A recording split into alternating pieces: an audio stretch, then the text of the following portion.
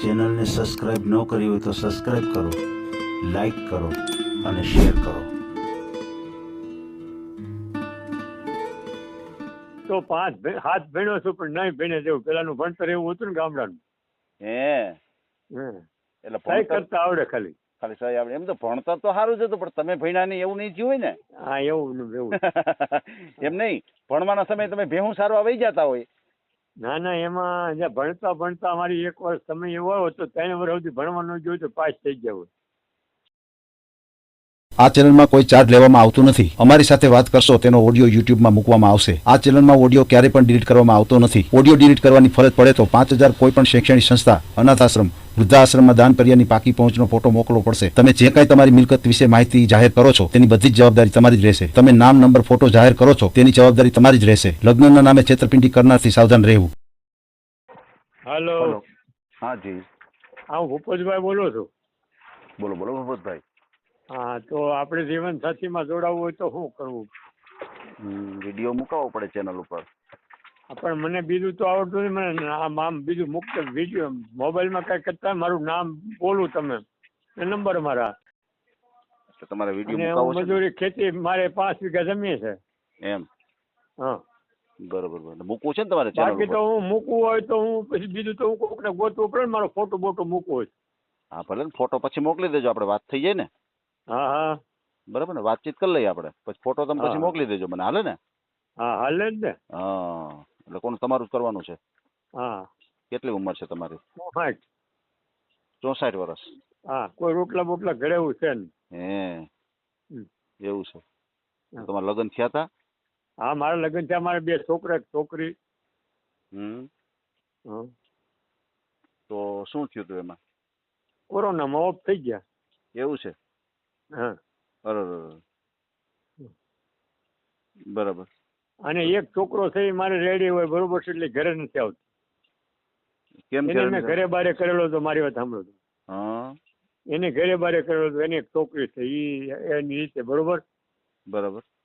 અને પછી નાનો છોકરો છે એને એક છોકરો છે હા 15 વર્ષનો 13 વર્ષનો છે. ત્યાં એ છોકરો દવા પીને ઓફ થઈ ગયો. બરોબર. એટલે મારે તો હવે રોટલા ઘડે એવું કોઈ નથી. એટલે હું પરિસ્થિતિમાં તમને કહું. એટલે દીકરો એક હતો એ ગુજરી ગયો. હા એક ગુજી ગયો ને એક પીતો હતો દારૂ. એટલે એ છે જ પણ એ ઘરે નથી આવતો. સમજાઈ ગયું. હા બરોબર છે. એટલે આવું તમારી ઉપર થઈ ગયું. હા બરોબર છે. શું નામ છે તમારું? આવકમાં મારે જમીન 5 વીઘા છે મારી પાસે. અને સિઝન પૂરતું પાણી હાલે. એવું છે. એટલે રોટલે ખાતા પીતા થઈ. હા એટલે હું તમને જે કાંઈ હોય હકીકત વાત કરી દઉં ને. બરાબર છે. હા એમ. શું નામ છે અને તમારું? ગામડામાં રહું છું અમરેલી પાસે. બરાબર. કયું ગામ? હા નવા ખીજડીયા. નવા ખીજડીયા. હા તાલુકો કયો આવે, જિલ્લો કયો આવે? તાલુકો જિલ્લો 2 અમરેલી. અમરેલીથી 6 કિલોમીટર થાય. અચ્છા. તારી રોડ ઉપર પાટિયું આવે. શું નામ છે તમારું? મારું નામ ભૂપતભાઈ ભૂપતભાઈ. સગર. પપ્પાનું નામ શું? ભૂપતભાઈ વસરામભાઈ. વસરામભાઈ હા સગર. હા ભગીરથ માયલા. હે. હા બધા ખેતીની આવક કેટલી થાય તમારે? 3 લાખ જેવું થાય. એમ. એટલે તેને ખાતા પીતા છે એમ. એમની તમે જ ખેતી કરો છો કે બીજો વાવો આપી દો છો? નહીં હું પોતે જ. એમ. અત્યારે હું મારું કામ મારે જાતે જ કરવું છું. સાંભળી લો, રસોઈ પાણી આ તે ખેતર જાઉં છું સવાર ટિફિન કરીને. એવું.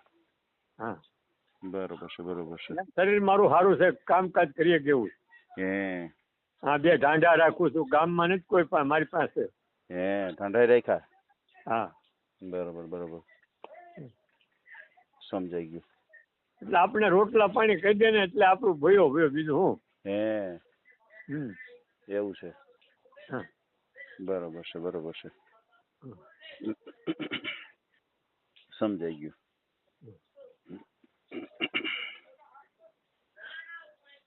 એટલે તમારા મકાન છે એ ઘરના જ છે? હા મારે મકાન અહીં મારી પાસે 4 મકાન છે પણ મકાનને પ્લાસ્ટર નથી થયું. મકાન કિલ્લા બનાવ્યા બરોબર છે. પ્લાસ્ટર નથી? હા બરાબર બરાબર. લાદી પ્લાસ્ટર નથી થયું. અચ્છા, લાદી પ્લાસ્ટર નથી થયું.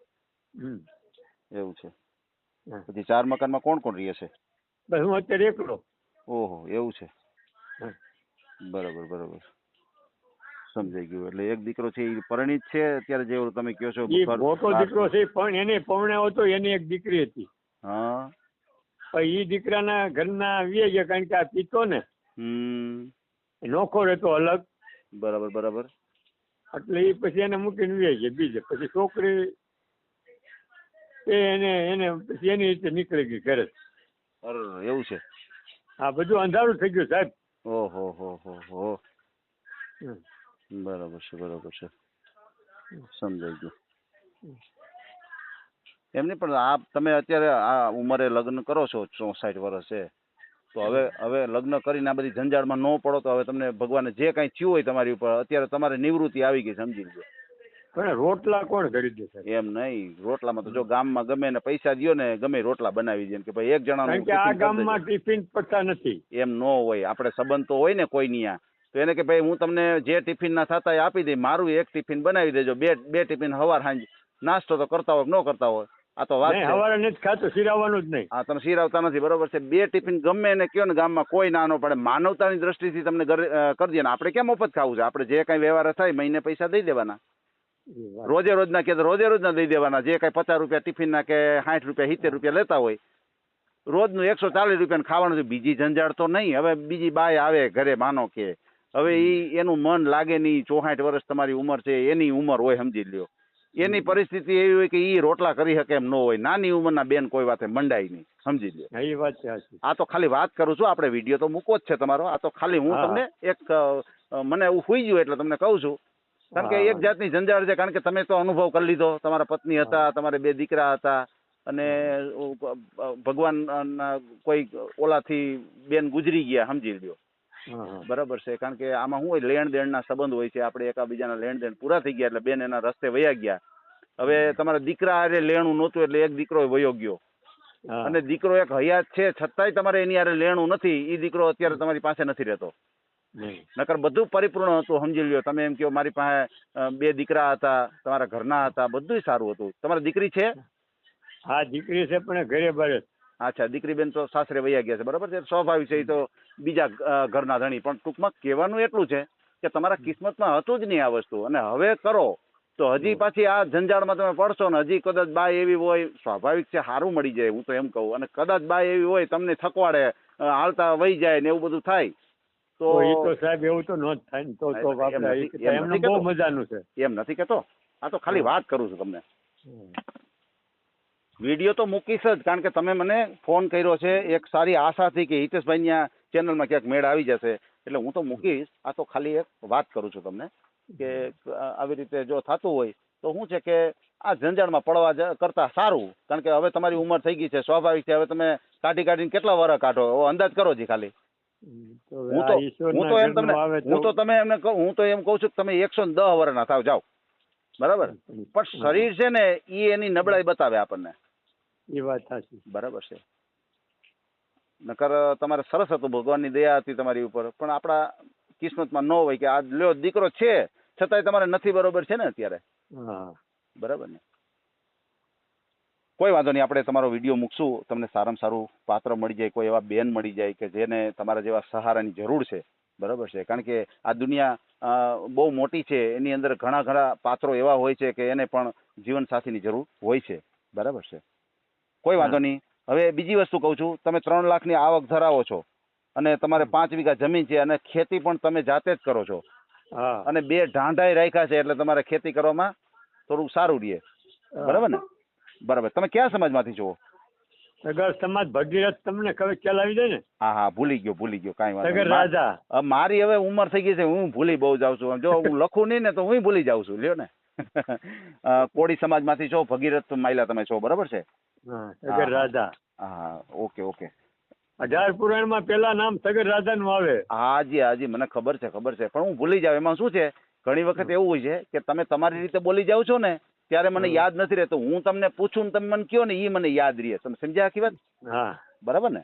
મારી મેમરીમાં એવી રીતે ફિટિંગ થઈ ગયેલું છે સમજ્યા કે હા. તમને હું પૂછું ને તમે જવાબ આપો ને એ જ મને યાદ રહે. ઓલું તમે તમારી રીતે ઘણું બધું બોલી ગયા હોય અગાઉ હા. પણ મને યાદ ન રહે. બરાબર ને? ભલે ભલે કાંઈ વાંધો નહીં, આપણે વિડીયો મૂકીએ. અને બીજું તમે કેટલા ભાઈઓ? હા અમે 4 ભાઈઓ. અચ્છા 4 ભાઈઓ છે. તો ઈ ભાઈ આજુબાજુમાં રહે છે? બાજુમાં એક મોટા રહે છે પણ નેસી વ્યવહાર. જોવો જી આ કેવી કર્મની મારી કઠણાઈ વાત- કહેવાય. મારી કરમની કઠણાઈ નહીં, હું ગમે એના વાહ દઈ શકું છું, ગમે એના દુઃખમાં ભાગ લીધો, હાજી પણ મારા દુઃખમાં કોઈ ભાગ લીધો એટલે નથી. હું જો તમને મારો ઈ જ વસ્તુ- માસી નાનો ભાઈ છે, જી તમે સાંભળો, જી સાંભળું. મારા નાનો ભાઈ છે, એના ઘરના ઓફ થઈ ગયા 2006 ઓહો હો. એના છોકરા નાના નાના હતા, હું અહીંથી સુરત ને સુરત 5 વર્ષ 7 વર્ષ મેં ભણાવ્યા. બરોબર, એ મારા ઘરના હતા. હાલો, હા બોલો બોલો, શું કહો છો તમે?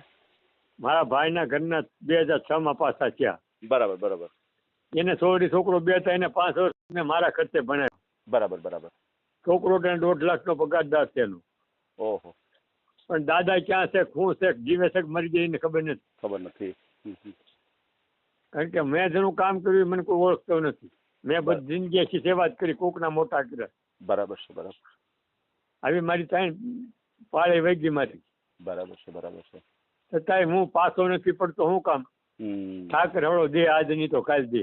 બસ બસ, હંમેશા આશા અમર છે ને.